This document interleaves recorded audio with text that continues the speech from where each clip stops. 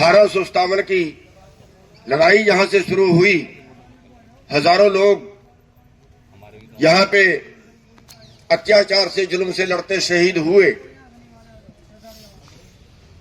आज हम धन्य मानते हैं कि उस धरती पे खड़े हैं।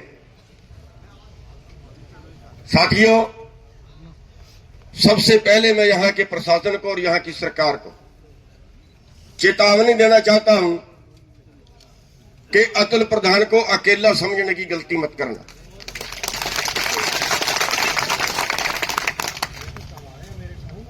ये महात्मा गांधी के रास्ते पे चल रहे हैं, ये उस सही क्रांति के रास्ते पे चल रहे हैं। आंदोलन क्या है उसको समझने की जरूरत है। किसी को मारना आंदोलन नहीं है।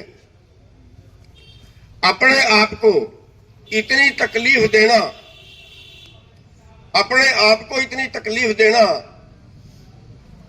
कि जिसको देख के लोगों की आत्मा जाग जाए, जिसको देख के बज्जर सरकार की भी आत्मा जाग जाए, उस रास्ते पे चल रहे हैं। साथियों, ये डॉक्टरों के अत्याचार, अस्पतालों के अत्याचार के इससे छुपे नहीं है। एक 4 दिन पहले एक वीडियो आ रही थी, उसमें बता रहे थे कि 45% ऑपरेशन वो हैं जिनकी जरूरत नहीं है, डॉक्टर कर रहे हैं। क्यों कर रहे हैं? क्योंकि अस्पतालों में कंपनियां आ गई, अस्पताल के मालिक पूंजीपति हैं और वो टारगेट देते हैं डॉक्टर को कि आपको महीने में इतने ऑपरेशन देने हैं। उसको टारगेट देते हैं, जरूरत नहीं है फिर भी आदमी को काट देते हैं। इसके पिछले कारण भी हमें देखने पड़ेंगे। साथियों, अगर आज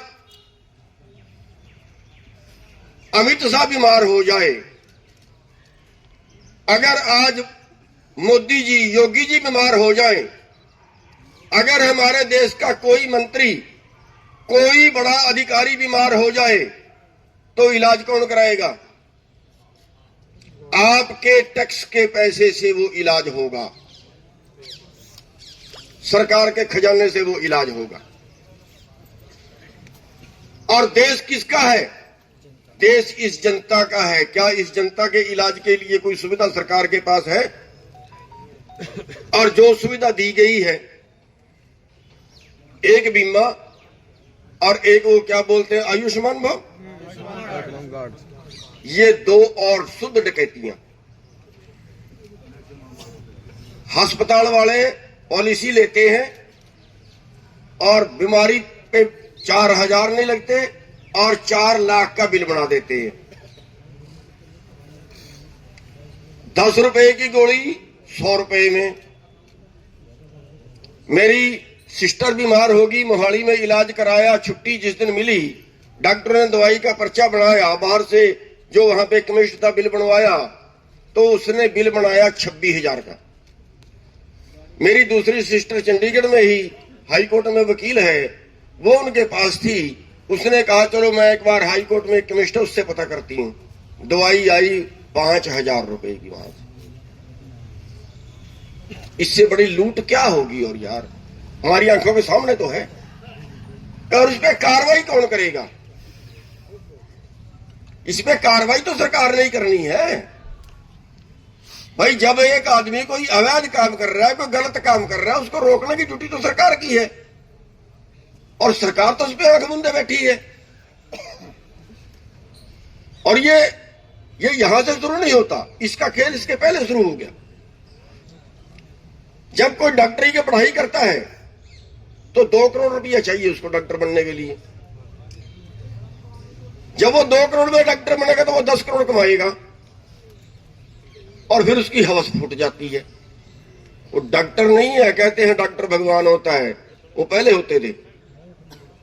जब वैद्य होते थे या छोटे डॉक्टर होते थे, अच्छे भी होते थे, वो भगवान थे। आजकल तो ये आदमी काट रहे हैं। कौन रोकेगा इसको? ये सरकार की ड्यूटी है रोकना। और अगर सरकार नहीं रोकती है तो फिर जनता को सामने आना चाहिए ना।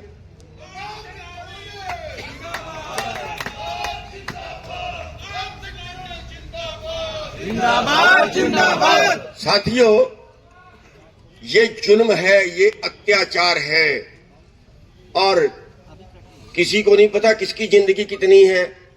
हमें पता है किसी को? शहीद भगत सिंह का नाम हम आज तक लेते हैं। क्यों लेते हैं?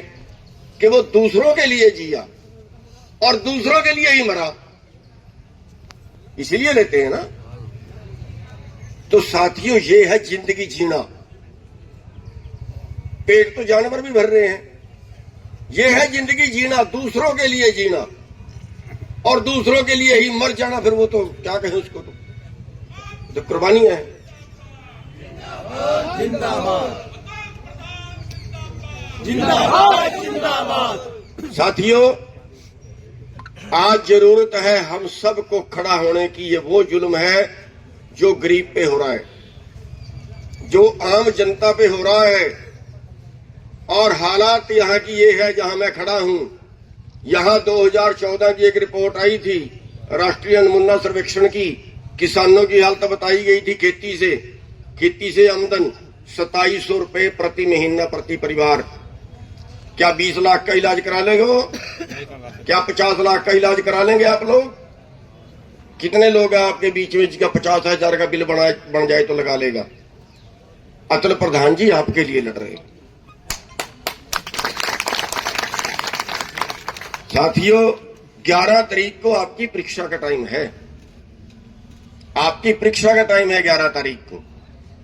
11 तारीख को पूरे मेरठ के अंदर इतनी भीड़ हो जानी चाहिए कि सड़क पे निकलने की जगह ना बचे। ये जिम्मेवारी बनती है आप लोगों की।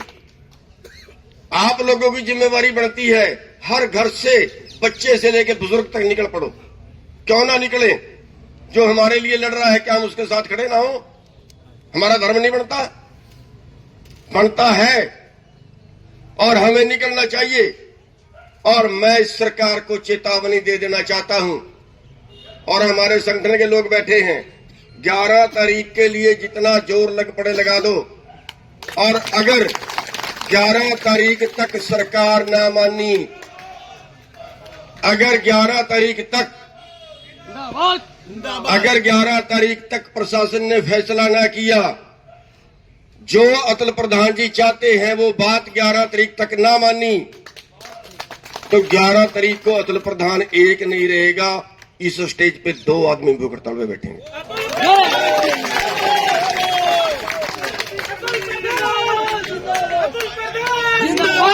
साथियों, इनके साथ जिंदाबाद जिंदाबाद जिंदाबाद जिंदाबाद। इनके साथ में आगे बैठूंगा, और फिर सरकार ना कहे वक्त पड़ गया उनको।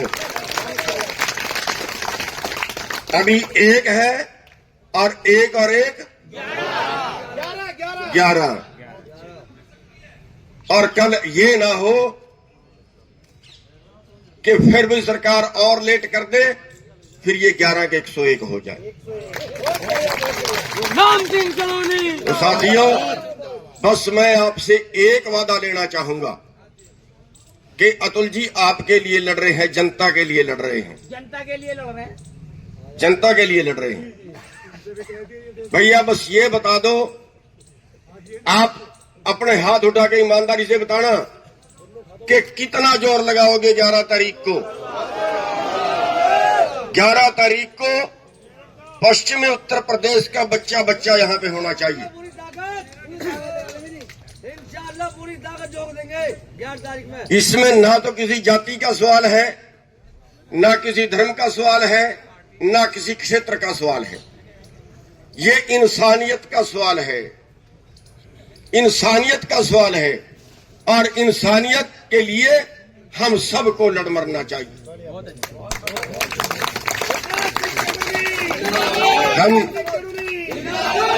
हम उम्मीद करेंगे कि एक क्रांति की लड़ाई यहां से 1857 में हुई थी और दूसरी क्रांति की लड़ाई यहां से 2023 में शुरू हुई।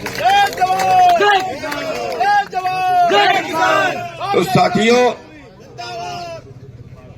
मैं आपका बहुत ज्यादा टाइम नहीं लूंगा और मैं एक बार फिर यहाँ की सरकार को, यहाँ के प्रशासन को ये बता देना चाहता हूं कि हल्के में मत लेना। अच्छा है आप 11 से पहले फैसला कर लो, अच्छा है आप 11 से पहले तुम प्रधान जी की बात को मान लो। जय किसान, जय किसान,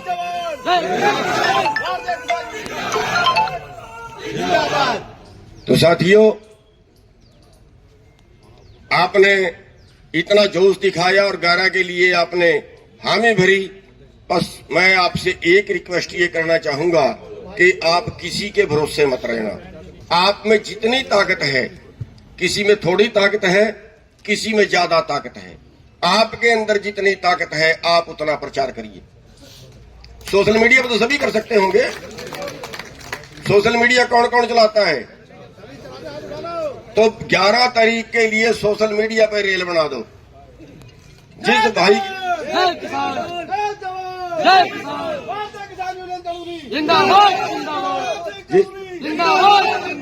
जिस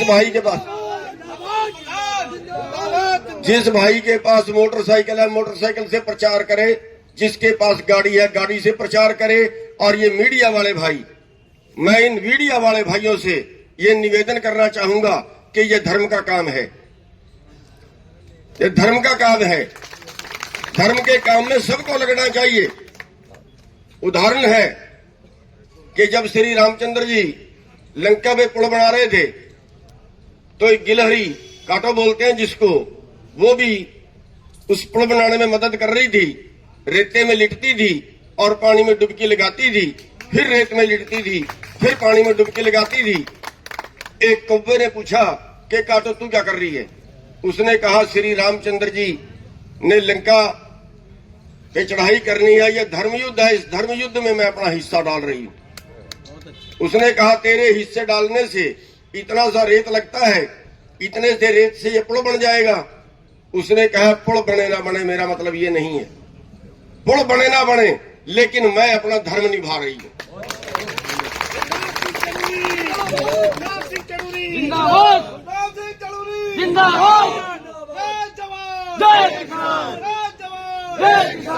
उसने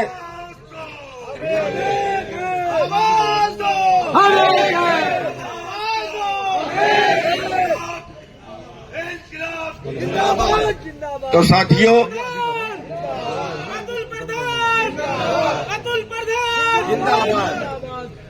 साथियों, हमने अपना अपना धर्म निभाना है। जितनी किसी ने क्षमता दी है, अतुल प्रधान जी को क्षमता दी है, अपनी जान हथेली पे रख के बैठ गए हैं। आपको जितनी क्षमता दी है, कोई 2 आदमी ला सकता है, कोई 2000 भी ला सकता है। जितनी किसी ने दी है, ये मीडिया वाले भाई हैं, ये अब इनको क्षमता दी है परमात्मा ने, इनको मीडिया का काम सौंपा है, ये अपना धर्म निभाएं। सब अपना अपना धर्म निभाएं और 11 तारीख को यहाँ पे मेला लग जाना चाहिए। तो साथियों, मैं अपनी बात को समाप्त करने से पहले एक बार फिर प्रशासन से कहना चाहूंगा, एक बार फिर सरकार से कहना चाहूंगा कि अभी मौका है, और वरना मौका चुक्की डूमनी और फिर गावे वाला पताल, फिर वो ना हो प्रशासन के साथ, प्रशासन ये कहे हमारे से गलती होगी। अभी कल का दिन बीच में है, आज भी शाम तक बीच में है। अगर संभाल सकते हैं तो संभाल लो। इनकी मांग कोई गलत नहीं है, देश को बचाने की मांग है। तो आप सभी ने मेरी बात सुनी, आपका बहुत बहुत धन्यवाद। और 11 तारीख को मैं भी यहाँ पे आऊंगा, और अगर बात नहीं बनती इनके साथ ही अनशन पे बैठूंगा।